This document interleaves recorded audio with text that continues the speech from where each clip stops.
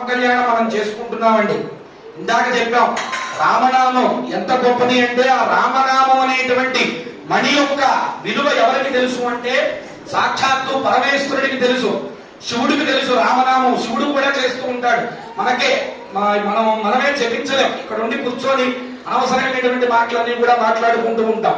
ఎందుకు శివుడికి తెలుసు అంటే 50,000 మంది పట్టుకుని లాక్కొచ్చినటువంటి ఆ శివధనుస్సుని స్వయంవర సభలో రాముడు ఏదో సాధారణమైనటువంటి ఒక వెదురు ముక్కనో లేకపోతే ఒక చిన్న బెండు ముక్కనో లేపినట్టుగా లేపాడు. ఆయన భుజ బలం ఏదైతే ఉందో, ఆయన యొక్క భుజాల బలం ఏదైతే ఉందో అది ఎవరికి తెలుసు అంటే సాక్షాత్తు కైలాసవాసి అయినటువంటి పరమేశ్వరుడికి తెలుసు. అలాగే రాముడి యొక్క పాదస్పర్శ, రాముడి పాదాల గురించి ఎవరికి తెలుసు అంటే సముద్రం దాటడం కోసం సముద్రుడిని ప్రార్థిస్తే సముద్రుడు ఎంతసేపటికి రాకపోతే బాణం సంధిద్దామని ప్రయత్నిస్తూ ఉంటే రాముడి యొక్క బాణం దెబ్బ ఎలా ఉంటుందో తెలుసు. వెంటనే సముద్రుడు స్పందించాడు. ఆ రాముడి బాణం అంత గొప్పదిగా. అయితే చూడండి, ఇక్కడ విచిత్రం ఏమిటి అంటే సాధారణంగా శత్రువుని ఎవరు పొగడరండి. ప్రతి మనిషికి కూడా శత్రువులు ఉంటారు, శత్రువుని ఎవరు పొగడరు. కానీ మహానుభావుడండి రామచంద్రుడు సాక్షాత్తు రాక్షసుల చేత కూడా, రావణుడు మారీచుడు చేత కూడా పొగిడించుకున్నాడు.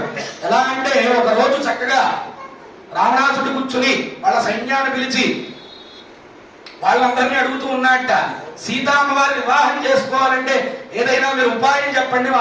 వాళ్ళందరిని అడుగుతున్నారట. అందరూ ఏదో ఉపాయం చెప్తున్నారు, ఎవరికి తోచింది వాళ్ళు.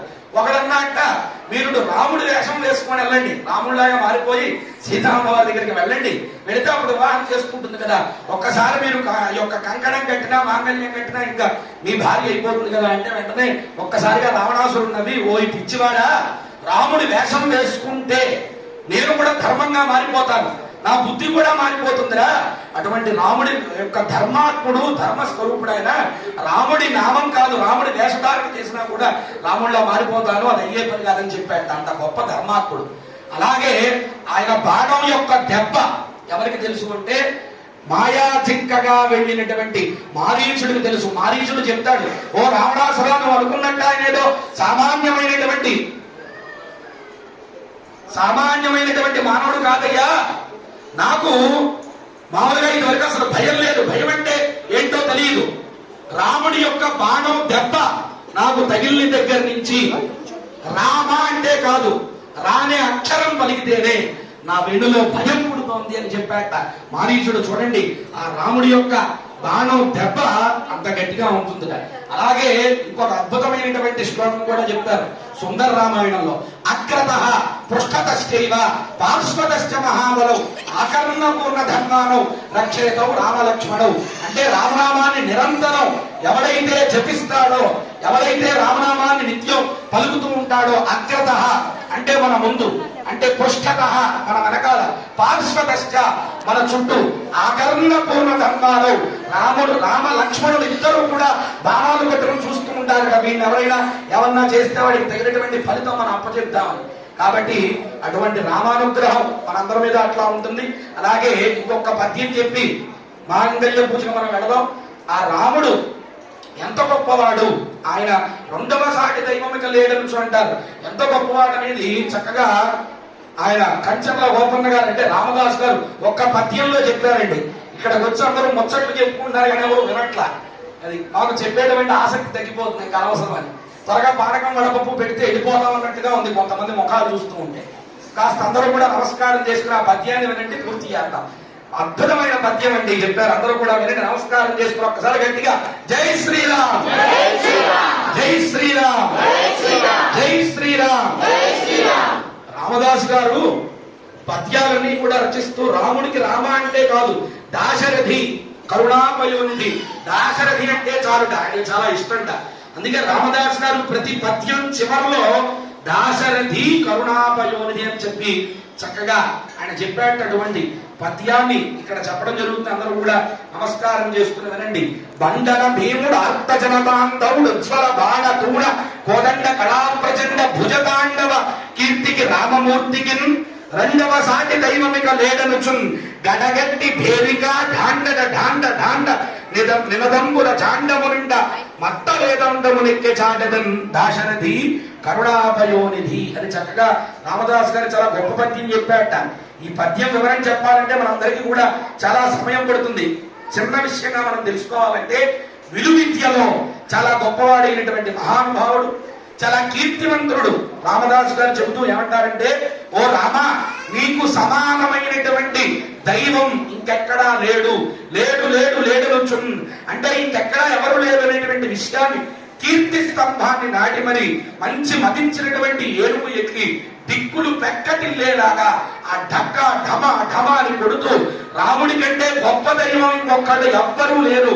ఎందుకంటే అంత గొప్పవాడయ్యాడు రాముడు అంటే, ఒక మనిషిగా అవతరించి ధర్మంగా ఆయన వెళ్ళాడు కాబట్టి ఇంత గొప్పవాడయ్యాడు. ఎందుకంటే ఎప్పుడో త్రేతాయుగం కొన్ని వేల లక్షల సంవత్సరాలు దాటిపోయింది, అయినా రాముడిని మనం ఆరాధిస్తున్నాం, అయినా రాముడిని మనం ఇంతగా ఆరాధిస్తున్నాము అంటే అది రాముడి యొక్క గొప్పతనం. రాముడే దైవం, రాముడే ధర్మం, రాముడే వేదం, రాముడే వ్యక్తిత్వం, రాముడే మానవత్వం, రాముడే హిందుత్వం, రాముడే సుపరిపాలన.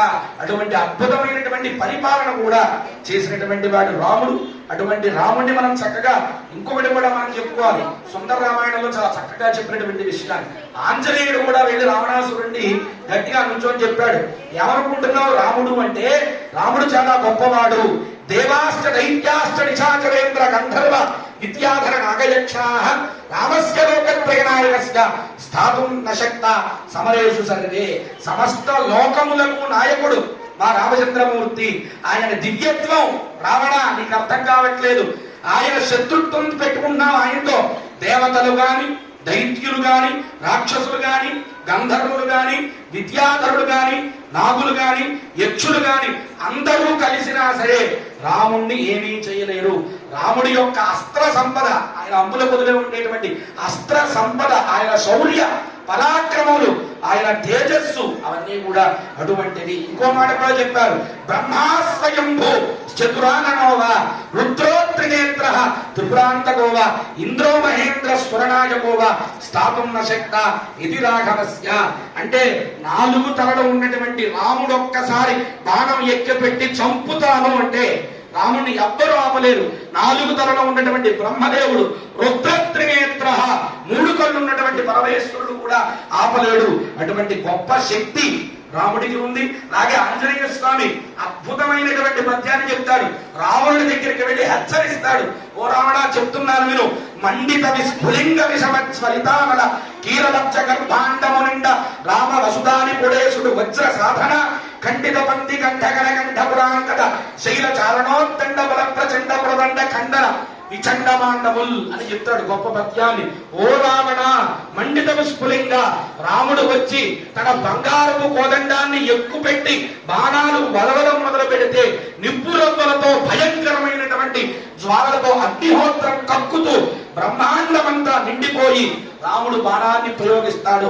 ఆ బాణ ప్రయోగానికి అక్కడ పారిపోయే వాళ్ళంతమందో చచ్చిపోయే వాళ్ళంతమందో గుర్తుపెట్టుకో రామా అని చెప్పి సాక్షాత్తు ఆంజనేయుడు వచ్చి రావణుడికి హెచ్చరిస్తాడు. ఇటువంటివి ఎన్నో చక్కగా మనకి చెప్పారు. మాంగళ్య పూజలోకి వెళుతున్నాం. మాంగళ్య గౌరీ దేవతాభ్యో నమః. అక్షతలు తీసుకోండి. ప్రణో దేవి సరస్వతి వాజేభిర్వాజనీవతి ధీరామ విత్రియవతు.